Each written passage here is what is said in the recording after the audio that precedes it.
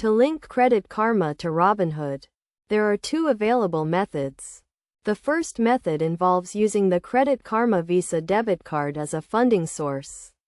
Start by opening the Robinhood app and clicking on the profile icon at the bottom of the screen. Then, click on the three-line menu icon. Select the Transfers option and scroll down to the Link Account section. Click on the Add Account button.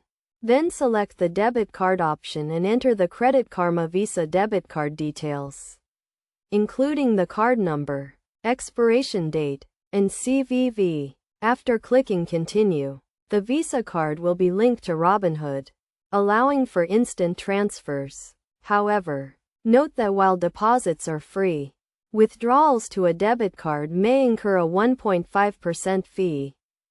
Alternatively, the second method involves transferring funds via a linked bank account. To do this, open the Credit Karma app, click on the Money section, and link a traditional bank account by following the on-screen instructions.